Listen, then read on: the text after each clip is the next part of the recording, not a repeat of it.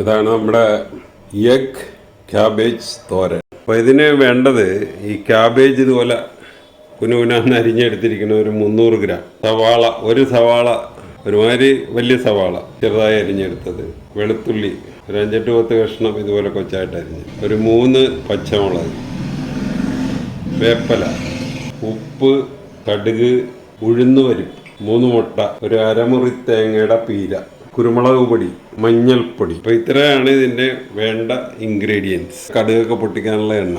അപ്പോൾ ഇനി നമുക്ക് അതിൻ്റെ പ്രൊസീഡിയറിലോട്ട് കിടക്കാം. അപ്പോൾ ഒരു കടായി അടുപ്പത്ത് വെച്ച് കുറച്ച് എണ്ണ ഒഴിച്ച് ഒരു 3 ടേബിൾ സ്പൂൺ എണ്ണ ഒഴിച്ചിട്ടുണ്ട്. എണ്ണ ചൂടായി കഴിഞ്ഞ് കടുക് ഇടുക. കടുക് പൊട്ടിക്കഴിഞ്ഞാൽ ആദ്യമായിട്ട് അതൊന്ന് സിമ്മിലിടുക. എന്നിട്ട് വേണം ഈ ഉഴുന്നുപരിപ്പ്. ഉഴുന്ന് സിമ്മിലിട്ടില്ലെങ്കിൽ പെട്ടെന്ന് അങ്ങ് ബ്രൗൺ കളറാണ്. ഇത് നമ്മൾ വേപ്പില ഇടുക, പച്ചമുളക്, വെളുത്തുള്ളി,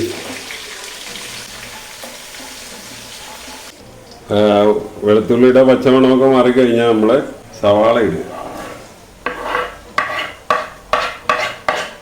സവാള ഇടുമ്പോൾ നമ്മൾ തൽക്കാലം ഒരു 1/2 ടീസ്പൂൺ ഉപ്പിടുക. ഇനി നമ്മളിതിലോട്ട് ആ മഞ്ഞൾപ്പൊടി ഇടുക. അപ്പോൾ ഇതിൽ സവാള വെന്തിട്ടുണ്ടെന്ന് നോക്കാനായിട്ട് ഒരു കഷ്ണം എടുത്തിട്ട് നമ്മളൊന്ന് കടിച്ച് നോക്കിയാൽ മതി. അത് കഴിഞ്ഞിട്ട് വേണം നമുക്ക് ക്യാബേജ് ഇടാൻ.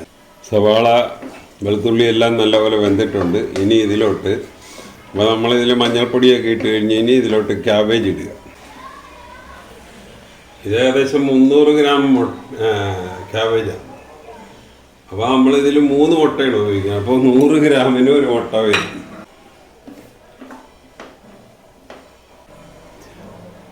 അപ്പം ഇത് വേകാനായിട്ടൊരു 5 മിനിറ്റെങ്കിലും എടുക്കും. അന്നേരം നമ്മൾ എന്ത് ചെയ്യണമെന്ന് വെച്ച് കഴിഞ്ഞാൽ ഇത് മൂടി വെച്ച് ഒരു 1/2 മിനിറ്റ് ഇടവിട്ട് ഇളക്കി കൊടുക്കണം.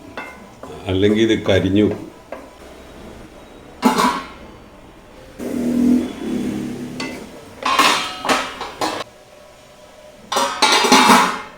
നമ്മളിതിൽ ഒഴിക്കാനുള്ള 3 മുട്ട പൊട്ടിച്ചെടുത്തിട്ടുണ്ട്.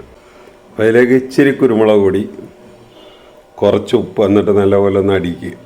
അപ്പോൾ 3 മുട്ട, ഇച്ചിരി കുരുമുളക് പൊടി, ഒരിച്ചിരി ഉപ്പ്, ഇത്ര ഇട്ട് അടിച്ചെടുത്തിരിക്കുക. മുട്ടയൊക്കെ ഇടുന്നതിന് മുമ്പ് ഇതിൻ്റെ ഉപ്പ് ഒന്ന് ശരിയാണോ എന്ന് നോക്കണം. കറക്റ്റാണെങ്കിൽ, പോരാങ്കിൽ നമ്മൾ ഇച്ചിരി കൂടെ ഇട്ട് കൊടുക്കും. ഉപ്പ് കുഴപ്പമില്ല.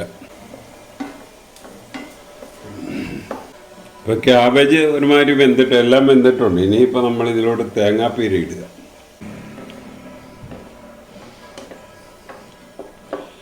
ഇനിയാണ് നമ്മുടെ ലാസ്റ്റ് പ്രൊസീഡിയർ, ഈ മുട്ട. അപ്പോൾ അത് ആദ്യം ഈ ഭാഗം ഒന്ന് ഗ്യാപ്പ് ഉണ്ടാക്കുക. അവിടെ കുറച്ച് എണ്ണ ഒഴിച്ച് കൊടുക്കുക. ഇനി ആ മുട്ട ഈ ഗ്യാപ്പിലോട്ട് ഇവിടെ ഒഴിക്കുക. മുട്ട ആ ഗ്യാപ്പിൽ ഒഴിച്ചിരിക്കുക. അതൊക്കെ പതുക്കെ കട്ടിയായിട്ട് വരുമ്പോൾ ഇങ്ങനെ ഇളക്കി കൊടുക്കുക. Crumbled egg. ഇനി ഇതിലോട്ട് ക്യാബേജും കൂടെ മിക്സ് ചെയ്യുക. നമ്മുടെ ക്യാബേജ് മുട്ട തോരൻ റെഡിയായി. അപ്പോൾ ഈ റെസിപ്പി അനുസരിച്ചൊന്ന് ഉണ്ടാക്കി നോക്കുക. ഉണ്ടാക്കി നോക്കിയിട്ട് ഇഷ്ടപ്പെട്ടുവെങ്കിൽ ഞങ്ങളുടെ ചാനൽ സബ്സ്ക്രൈബ് ചെയ്യുക. വേറൊരു വീഡിയോ ആയിട്ട് നമുക്ക് വീണ്ടും കാണാം. Thank you.